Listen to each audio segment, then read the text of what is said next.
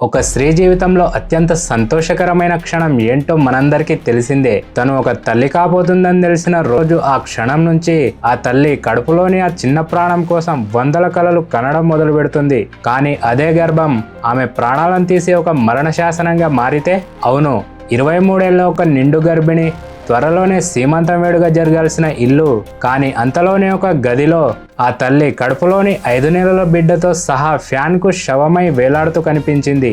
అంత సంతోషంగా ఉన్న ఆ అమ్మాయిని అంతటి దారుణమైన నిర్ణయం తీసుకునేలా చేసిన ఆ అదృశ్య శత్రు ఎవరు? మొత్తం తెలంగాణను కుదిపేసిన ఈ మిస్టరీ వెనుక ఉన్న భయంకరమైన నిజమేంటో ఇప్పుడు మనం తెలుసుకుందాం. మెదక్ జిల్లా అల్లాదుర్గం మండలంలోని గడిపెద్దాపూర్ అనే ఒక చిన్న గ్రామం. ఆ ప్రాంతంలో గాజుల అభిలాష్ అనే ఒక వ్యక్తి సంవత్సరం క్రితం వికారాబాద్ జిల్లా మోత్కుపల్లి గ్రామానికి చెందిన 23 ఏళ్ల సుష్మిత అనే యువతితో ఘనంగా వివాహం చేసుకున్నాడు. పెళ్లైన కొత్తలో అంతా సవ్యంగానే సాగింది. కానీ రోజులు గడుస్తున్న కొద్దీ అభిలాష్ అసలు రంగు బయటపడుతూ వస్తుంది.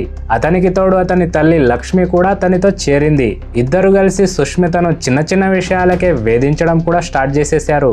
శారీరకంగా మానసికంగా సుష్మితను నరకం చూపించారనే చెప్పొచ్చు. మధ్య మధ్యలో పెద్ద మనుషులు తలదూర్చి పంచాయతీలు కూడా చేశారు. సరే, పిల్లలు పుడితే అయినా అంతా సర్దుకుంటుందిలే అని సుష్మిత తల్లిదండ్రులు ఎంతో ఓపికగా భరిస్తూ వస్తున్నారు. అదే క్రమంలో సుష్మిత గర్భం కూడా దాల్చింది. గర్భం దాల్చి 5 నెలలు కూడా నిండాయి. సాంప్రదాయం ప్రకారం కూతురికి సీమంతం చేయాలని, ఆ పుట్టబోయే బిడ్డను ఎప్పుడెప్పుడు ఎత్తుకుందామా అని సుష్మిత తల్లిదండ్రులు ఎన్నో ఆశలతో వేయి కండ్లతో ఎదురు చూస్తున్నారు. అంతటి సంతోషంలో ఉన్న సుష్మిత తల్లి జానాబాయి ఎన్నో ఆశలతో అల్లుడింటికి వచ్చారు. కానీ అక్కడే ఆ భర్త తన నిజస్వరూపం ఏందో బయట పెట్టేశాడు. సుష్మిత తల్లి సీమంతం వేడుక గురించి సంతోషంగా అల్లుడి గారితో మాట్లాడుతుండగానే అభిలాష్ హఠాత్తుగా ఒక ఘోరమైన మాట అనేస్తాడు. అది కూడా ఏ భర్త భార్యతో అనకూడని మాట, ఏ స్త్రీ కూడా భరించలేని నింద. ఆ కడుపులో పెరుగుతున్న బిడ్డ నాదా కాదా అని అనుమానంగా ఉంది, దానికి DNA టెస్ట్ చేయాల్సింది అని అల్లుడైన అభిలాష్ పట్టేశాడు. ఆ మాట వినగానే సుష్మిత తల్లిదండ్రులు ఒక్కసారిగా షాక్ కి గురైపోయారు. ఊరి పెద్దల సమక్షంలో పంచాయతీ కూడా జరిగింది. పెద్ద మనుషులు కూడా అభిలాష్ను, అతని తల్లిని తీవ్రంగా మందలించారు. ఒక గర్భిణి మీద ఇలాంటి నిందలేస్తావా, నీకసలు బుద్ధి జ్ఞానం ఉందా అంటూ పంచాయతీలో పెద్ద మనుషులంతా అభిలాష్ను మరియు వాళ్ళ తల్లిని చాలా తిట్టారు. అయినా కూడా సైకో భర్త అస్సలు వినలేదు. ఆ అవమానాన్ని భరించలేక సుష్మిత తల్లిదండ్రులైతే కన్నీళ్లతోనే తమ సొంత ఊరైన మోత్కుపల్లికి వచ్చేశారు. కానీ కథ అక్కడితో ఆగలేదు. పల్లెటూరు కాబట్టి DNA టెస్ట్ అనే వార్త ఊరంతా చాలా స్పీడ్గా పాకిపోయింది. నిజంగా ఆ పిల్ల ఏం తప్పు చేసిందో, అందుకే వాళ్ళ మగుడు DNA టెస్ట్ అడుగుతున్నాడని జనాలైతే రకరకాలుగా మాట్లాడుకోవడం స్టార్ట్ చేసేశారు. జనాలు ఇలా చెడుగా ఊహించుకుంటున్న సంగతి సుష్మిత చెవిలో పడిపోయింది కూడా. అటు గర్భం వల్ల వచ్చే హార్మోనల్ చేంజెస్ కావచ్చు, ఇటు సమాజం మాట్లాడే మాటలు కావచ్చు, వీటన్నిటి మధ్య 23 ఏళ్ల అమ్మాయి మనసులో ఒక భయంకరమైన యుద్ధమే జరిగిందని చెప్పొచ్చు. నన్ను ఎంతో కష్టపడి అప్పులు చేసి పెళ్లి చేసిన నా తల్లిదండ్రులకు నా వల్ల మళ్ళీ కష్టాలు స్టార్ట్ అయ్యాయంటూ, అలాగే రేపు బిడ్డ పుట్టినా కూడా తండ్రి అయితే నా బిడ్డ కాదంటాడు. దాంతో ఊరంతా నా బిడ్డను వేలెత్తి చూపిస్తుంది. ఇలాంటి భయంకరమైన అవమానాల మధ్య నేను అసలు బతకాలా అనే తీవ్రమైన గిల్ట్ ఏర్పడింది ఆమెలో. దాంతోనే ఆమె డేంజర్గా డిప్రెషన్లోకే వెళ్ళిపోయింది. చివరికి నేను చనిపోతేనే అందరూ ప్రశాంతంగా ఉంటారు అనే భయంకరమైన నిర్ణయానికి సుష్మిత వచ్చేసింది. ఆ రోజు జూన్ 25న ఆ 23 ఏళ్ల గర్భిణి తన గదిలోకి వెళ్ళి తలుపులు పెట్టేసుకుంది. కడుపులోని 5 నెలల పసి ప్రాణం ఇంకా భూమి మీదకి రాకముందే భర్త వేసిన ఘోరమైన నిందకు బలైపోతూ ప్రెగ్నెంట్గా ఉన్న సుష్మిత చీరతో ఫ్యాన్కు ఊరేసుకుంది. పక్కింటి వాళ్ళు గమనించి తల్లిదండ్రులకు చెప్పేసరికి అంతా అయిపోయింది. కూతురు శవాన్ని చూసి ఆ తల్లిదండ్రులు గుండెలు బాదుకుంటూ గుక్కపట్టి ఏడ్చారు.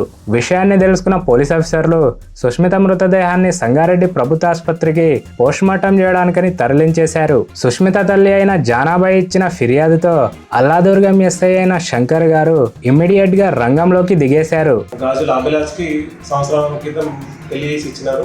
5 months బ్యాక్ వాళ్ళ కూతురు ప్రెగ్నెంట్ అయ్యేసరికి వాళ్ళు నీ కడుపులో పెరుగుతున్న పిండంలో DNA టెస్ట్ చేపిస్తా అని కూడా అలా చేసి కొట్టిండని చెప్పేసి తల్లిదండ్రులు చెప్పేసరికి వాళ్ళ సీమంతం గురించి మాట్లాడకుండా వెళ్ళిపోయినారు. వాళ్ళ ఇంట్లోనే గడిపెద్దాపూర్ గ్రామంలోనే వాళ్ళ ఇంట్లో ఆమె చీరతోనే బెడ్రూమ్లో ఊరేసుకున్నారు.